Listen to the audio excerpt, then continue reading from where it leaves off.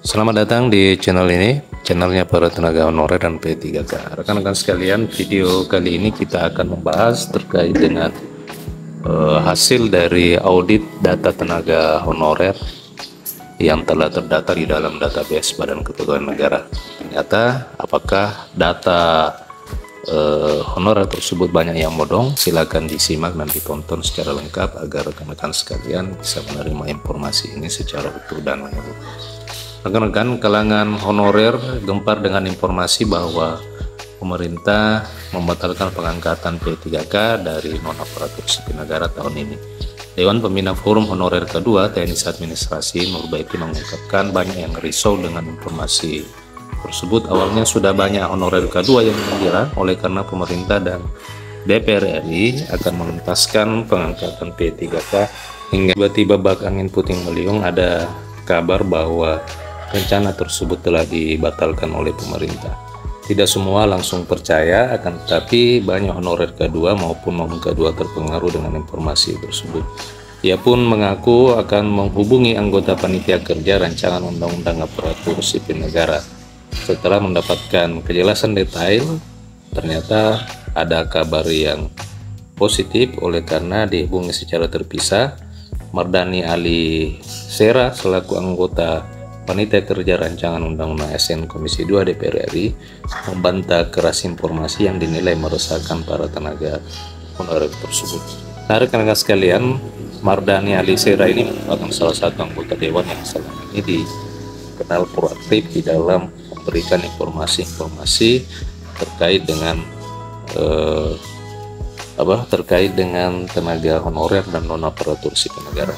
Mardani Ali mengungkapkan bahwa fakta bahwa dari 2,3 juta tenaga honorer itu ternyata banyak yang bodong. Jadi memang untuk data dari 2,3 juta tenaga honorer yang terdata di dalam database BKN itu dipastikan banyak yang bodong setelah dilakukan audit data oleh Badan Pengawasan Keuangan dan Pembangunan. Proses pemeriksaan data honorer ini saat ini masih berjalan, akan tetapi yang sudah rapi datanya akan diangkat menjadi P3K. Jadi sebenarnya ini bagus, sebelum proses pengangkatan honorer menjadi P3K yang ditenggat tuntas hingga Desember tahun 2024, maka database tenaga honorer ini akan dibereskan terlebih dahulu. Jika 2,3 juta tenaga honorer langsung diangkat tanpa verifikasi validasi data lagi, maka akan merugikan negara, sehingga selain itu tidak adil bagi tenaga honorer yang sudah benar-benar mengabdi. Politikus fraksi Partai Keadilan Sejahtera ini lantas mengungkapkan 3 poin utama di dalam penyelesaian tenaga honorer ini. Yang pertama adalah pemerintah dan DPR ingin membuang data honorer siluman, makanya sedang diverifikasi. Ternyata memang DPR dan pemerintah akan melakukan verifikasi, hanya tujuan utamanya yang pertama adalah untuk membuang data honorer siluman. Kalau data tenaga honorer kedua yang terdata sejak 2016 itu maka dipastikan itu aman.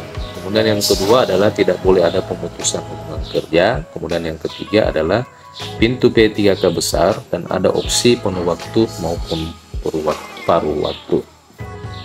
Jadi Mardani Ali Sera mewakili DPR sudah menyampaikan bahwa memang pengangkatan honorer menjadi P3K ini merupakan salah satu opsi terbesar di dalam penyelesaian persoalan tenaga honorer.